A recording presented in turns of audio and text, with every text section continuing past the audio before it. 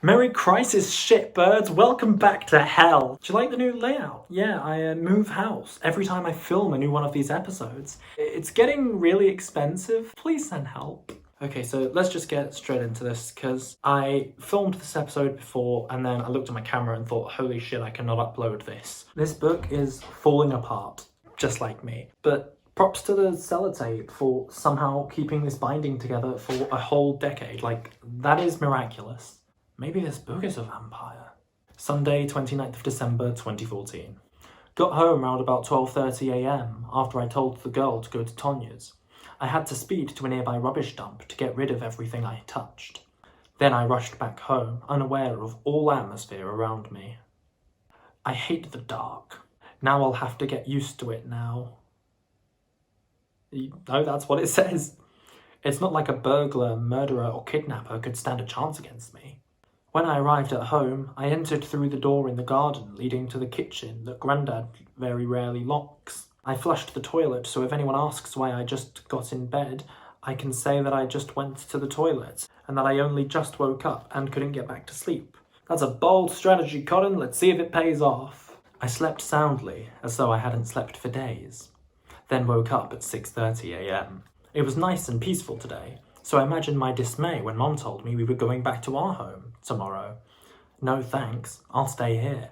I don't care if school starts on 6th of January. Blood would be much harder to find on New Year's Day. Everybody would be hanging around in groups until so late. I'd get caught without a doubt. I'll be captured, maybe by a scientist, to learn more about my species. I'll be tracked by a vampire slayer. I'll even have my own TV show totally devoted to me. I like the latter.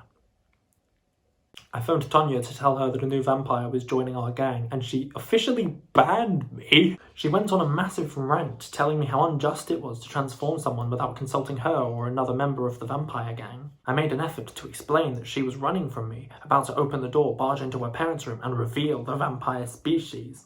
I said I had to whack her with a lamp, but then I thought that if she was seen, hell would freeze over, heaven would burn, and there would be a snowman in the Sahara Desert. That's another way of saying that hell would break loose for us vampires. Really? Really? Did vampires say that? Yeah, I specifically remember in 1922's Nosferatu when he looked to the cameraman and said, all hell's gonna break loose. I also told Tonya that I threw everything I touched into the correct boxes in the rubbish dump, and that the girl should be coming to Tonya's house as I gave her the map. She calmed down slightly, but I felt stupid after she said that if I simply just drank the girl's blood, she'd forget the whole night. Then she went on a rage, saying that I transformed that girl just like Cecil Agonone transformed Tonya. And that is how the main antagonist is introduced. Pretty underwhelming, eh? Well, guess what? I never finished the book, so that one bit of setup, 12-year-old me included, was never followed up on. Cecil Agonone? I asked. Tonya sighed. He transformed me and left me after telling me his name. Then he left me to learn the basics of vampire survival. With Pepe not knowing who transformed him, I can't say for certain if this was intentionally left a mystery, like building up to a surprise reveal later on, or if I just straight up didn't have an answer for who transformed him. Just, oh well, story had to happen. She then asked me the name of the girl I transformed, and I had to admit I didn't have a clue. It wouldn't have helped asking her in that precise period in time, unless her name was Help or Someone Please Save Me. It's probably just because my standards have been set irreparably askew by this reading process, but I actually found this quite amusing. Monday, 30th of December 2014. I'm at my old home now. I thought about New Year's Day, how it would be boring without my grandparents, who are really a lot of fun. Persephone. I just remembered. That's the name of the Greek goddess of growth who was dragged to the underworld when Hades fell in love with her after Aphrodite got Cupid to fire his arrow at Hades. Is that how it went? Like, even if all of that was somehow correct, it still feels incorrect just because it was written in here. This book has the ability to retcon fact. I can't trust anything put in here. This is a book of lies. Apparently the name Pepe is short for, oh my god, I don't care. I went to the garage shop at 8:30 PM after Mum told me we were out of milk. I got to the shop. It was quite a long list. Mum gave me a list. I thought she only wanted milk. Naturally, one of the items is relevant to the next scene, and you can tell because it has no place on this shopping list. Nevertheless, I obtained the food and drink. Then I saw a hooded figure approach. He He has thief written all over him. You can't just change tense mid-sentence, you ignominious ignoramus. Is your brain an empty ham packet? What is wrong with you? He couldn't have looked more like a robber if he had arrows pointing to a neon banner on his clothes saying, "Robber, I'm a robber." I didn't want to interfere, but before I could stop myself, I yelled, "Hey, I wouldn't if I were you." Then he replied, "You would if you were me, 'cause I'm me, aren't I, kid? I'm going into this garage store. I'm going to continue hacking into these government systems to see what I can find out. I did not hit her. It's not true. It's bullshit. I did not hit her. I did not." Oh, hi, Mark. I need to stop closing this book. I don't know what fucking page I'm on. That applies to real life as well as the story. He ran in before I could stop him. Then I saw a bottle, a full bottle of alcohol. I had an idea. I don't like where this is going. I ran. Eventually I found a rag near the dumps. Then I got back. He was still in the shop. I put the rag in the bottle. Then I got some super glue and put it all over the bottle. Then the robber came. That was the most boringly written action sequence like ever. It was just thens. He saw the bottle. My plan's working. A Molotov. Perfect. He grinned, murderous. Thank God all robbers are predictable. He was about to throw the Molotov. That's where the super glue helped. I ran to the petrol station. He followed. Then he realised that my hand stuck. How is this guy the protagonist of any story? This is irredeemably evil. Disproportionately evil. The tried to pull the flaming rag and throw it at me, but he set fire and screamed excruciatingly. I ran, more scared than I'd ever been, probably. I have no words. I got well out of sight of the petrol station. I saw an elephantine explosion, and I jumped with fright. I started welling up with tears.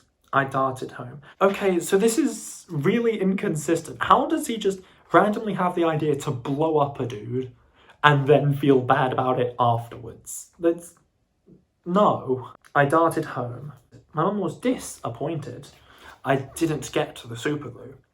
I was not going to explain how I blew up a robber and a petrol station with a Molotov cocktail. Good, because then she would rightfully disown you. That will undoubtedly be on the news, with every last word twisted. What words? They're all lies. I hate the news anyway.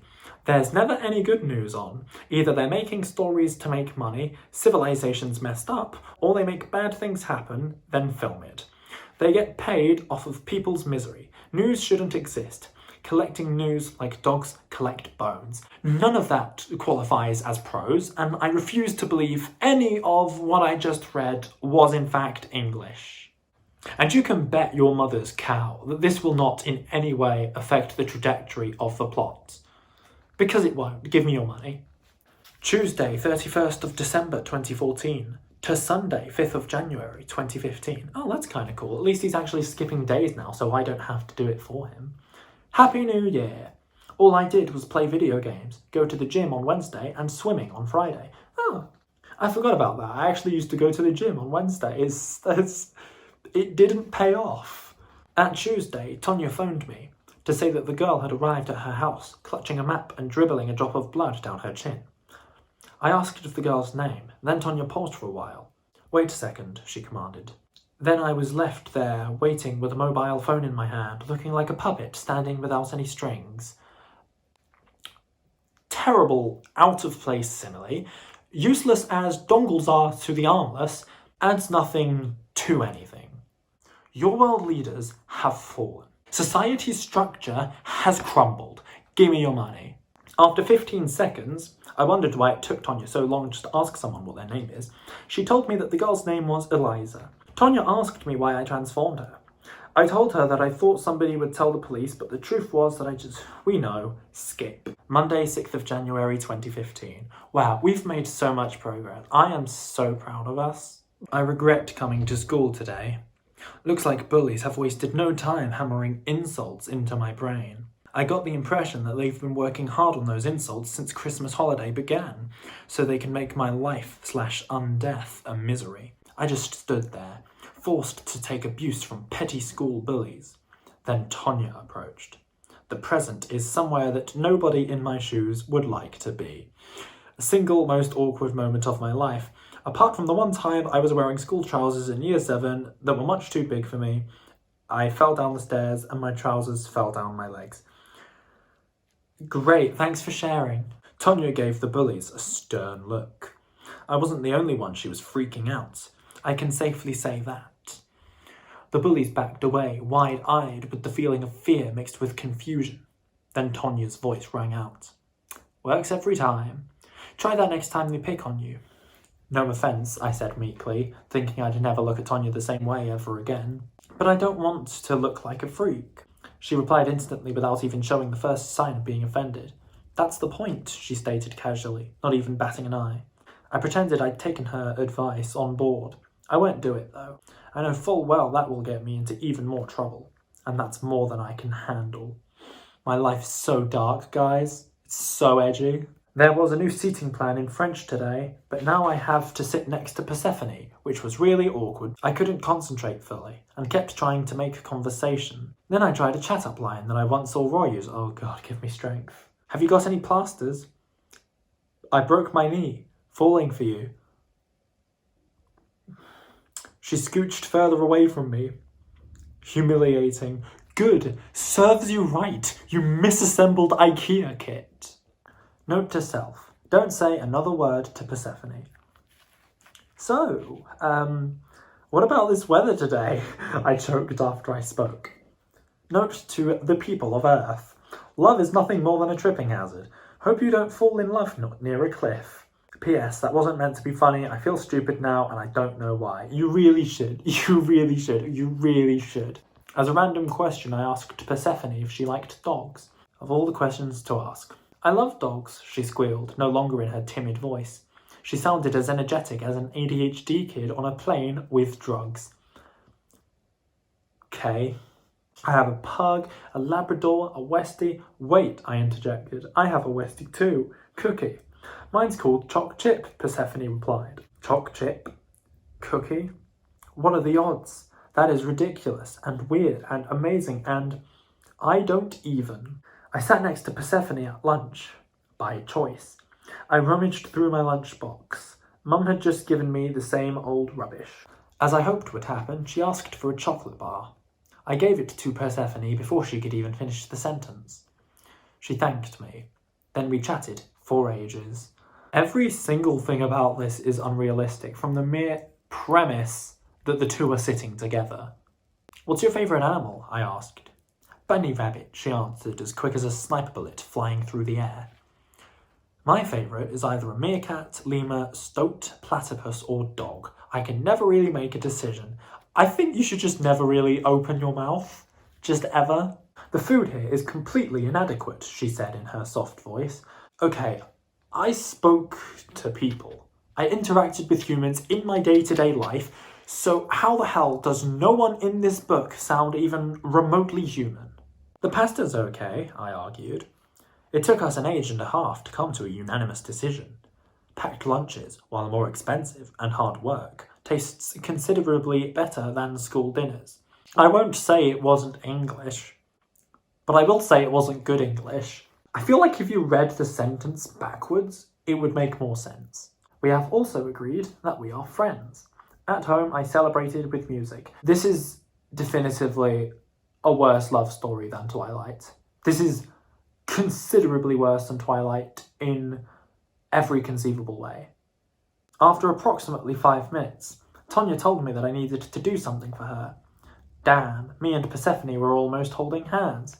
Can't it wait for later? I replied. Or better yet, why don't you do it yourself? Because it's about Roy, Tonya answered. What about him? He's trying to blackmail Sophie. You're persuasive. Ask him to stop. Or force him. Oh, apparently my character has traits now, but he needs to be reminded of them by other characters who also don't have traits. Ugh, fine, I grunted. I went into the playground and found Roy and his gang teasing Sophie for being a ginger. That he shocked even me. How could anyone sink so low? He went from a zany, kind boy to a corrupt, heartless carcass. How despicable. What frickers? Roy, I commanded, after working up the courage to speak to him. What do you want? He grunted aggressively, like I'd done something remarkably unforgivable to him. Tonya told me to tell you to stop picking on Sophie, I protested. Make me, Roy growled, shoving me so hard I fell to the ground. Before I could react again, Tonya approached Roy. Stop it, she commanded. Roy stopped immediately. I'm so sorry, Roy said, backing away in fear. I was amazed at how Tonya stirred fear into Roy. I should try that next time Mum asks me to tidy my room. It was fairly embarrassing to be around her at that current point in time. Is it so difficult to just say then? Stop trying to purple prose us, you unseasoned roadkill. I walked off. Then Tonya had a go at me for not sorting Roy out. I told her he was stronger than me by far and he could beat me up any day. She groaned and stomped away. I'm a supernatural being. I don't need to waste my time with trivial concerns, grovelling to mindless hulks. I could be running the world, but instead I'm running errands. How profound. Tuesday, 7th of January 2015. Some year 11 threw an egg today. Oh god, I remember this page. And now everybody's making egg puns. Let's just say I refuse to take part in this folly. Although the puns are excellent. You just got scrambled. Okay, I'm stopping now. If I don't pay attention in maths, I'm gonna be fried. Hey Pepe, Roy's voice rang out. A fight at lunch. Get poached, I said, using egg puns to cover a naughty word. He gave me a look of astonishment and scoffed, walking off. I gave him a yolky smile. I still haven't finished cracking egg puns into the saucepan. He is no asset to society whatsoever, you think, whenever I'm brought up in a conversation. So that's probably the most well-structured joke in the whole story, which means it's all downhill from here. We have peaked, and it was brief and disappointing. Title of your sex tape. Friday, 10th of January, 2014. Tonya forced me to endure completing these pointless jobs all week. Question. What could I possibly hope to gain by doing these chores apart from a broken skeleton? At assembly today, the headmaster announced that at the end of term we would be doing some mini Olympics tournament or something or other. He said that today we'd be picking our team. Luckily, we're allowed to choose who we do the tournament with. If I got put with Roy, you'd probably win. I zoomed around looking for a team, but to no avail. Eventually, Mark joined my team. Mark's an okay person, but very grouchy. Ned and Fliss joined. I worried a bit from that point on, as while zany and energetic, Ned is very ungainly. I know this because in year 7, Ned once tripped 4 times in a whole PE lesson, even when just standing up and listening to the teacher. He also accidentally set off the fire alarm and earned himself a detention and the hate of all year 7, apart from me as I hate PE, so this unfortunate incident was a godsend. I mean, at least it's technically some kind of character backstory. It was raining heavily at lunchtime, so everybody groaned and went it. Why? We're used to the rain by now. Why doesn't anybody like bad weather? I embrace the rain. I have gratitude that the weather's making an effort to be as bad as my mood's been in this past month. You've been... what? Shut up. I'm still concerned about the tournament situation. Why did Ned join my group? Why does everything that happens have to hinder and further ruin my life? It feels like it only ever happens to me. I know other people have a difficult life, but when they do, they make my life a misery. I wish my face wasn't the school's punching bag. God forbid this guy experience any kind of actual hardship. We would never hear the end of it. Then again, I might not be giving myself enough credit because thankfully I've forgotten most of my secondary school years. But what I do remember was awful, and the impact it had on my mental health at the time should not be undermined even by me. Even if he's god-awful at articulating it, this guy had genuine struggles. Now, if only they'd resulted in a decent story. And in fairness, even if the problems weren't that bad, they still affected him at the time. Though, as you can tell, he had a tendency to blow things out of proportion due to his frickin' main character syndrome. Saturday, 11th of January, 2015. And we're on page 100 now. The weekend. A safe haven from the unendurable hassle of schoolwork and bullies. My homework is all done, and now I can just chillax. I still hate school. It's impossible without the warmth of companionship. I wish there was a friend I could turn to. What was it Roy once said? Oh, Jesus Christ, I do not give a damn. I'm gonna skip all of this. Then I thought more about Persephone. She's the only one I can trust. Over the past 5 days, she's been kinder to me than anyone I can think of apart from Mum. And Jacob tried to help. I've decided I'll try to get Persephone's phone number. The thing is, it'll be hard. She always hangs around with the large Year 9 gang in the field. When I say large, I mean almost 2/3 of Year 8. Or fractions aren't that difficult. It's just... And then he lays out how to do fractions. I'll grant him this. He is correct. But he spelt divide wrong, so invalidated. I can't ask for her phone number on the way to or from school because she has to take the bus home. I know, I'll phone her and ask her for her phone. Oh yeah, everyone who ever encouraged you in your childhood was wrong. Sunday, 12th of January 2014. There's nothing to do and I'm bored out of my mind. There's nothing on TV. My TV's smashed and if I call Tonya, she's just gonna make me do some more pointless errands. But I phoned her anyway, curious why Eliza hasn't joined school yet. Tonya said she had to sign everything, posing as Eliza's mother, with Eliza giving Tonya all the details, so she should be at school on Monday. So based on the details she gave Tonya, shouldn't Eliza's real mother be able to locate her? Like, how come there's not just a nationwide hunt for this missing person? Why doesn't anything have the slightest effect on the world beyond a 5-meter radius from the main character? Where are the consequences for his actions? Eliza has entered the story and somehow it has changed nothing. This book is immune to storytelling. Plots undo themselves around Pepe. The avenues an author could go down to make something interesting happen, and 12-year-old me just takes none of them. It is infuriating. Monday, 13th of January 2015. I got to school. I pushed my way past the cool group, the emo group, the popular group, and my fellow outcast group, which I've now officially left to join the vampire but formerly bully group. Didn't you get kicked out of there? Did you conveniently forget to write the sentence where Tonya officially unkicks Pepe out of the vampire gang? There was Eliza. Then her voice rang out. Hey, she's very zany and likes to do stuff like climbing trees and making forts out of twigs and branches. Why do you use the word zany so much? I can't remember having an interest in that word. It's definitely not a word I use anymore. Yeah, how's vampire life? I asked awkwardly. Is there any not awkward way to ask that question? It's okay, she replied. It's just like human life. I hardly have to lift a finger when the time comes because Tonya gets all my blood for me. She pierces the victim's jugular vein, then places a flask near the neck, and the blood pours into the flask. Which is dumb. I was enraged that Tonya didn't do that for me when she found out I was a vampire. Then I wouldn't have to search for blood all the time. I've gotten blood 4 times since Tuesday, the 7th of January, 6 days ago. Maybe she's still mad at me for drinking her blood the first time. That would also explain why she's making me do all these ridiculous errands. Then again, they're presumably for a good cause, I hope. Tomorrow, today will be the past. The past shapes the future.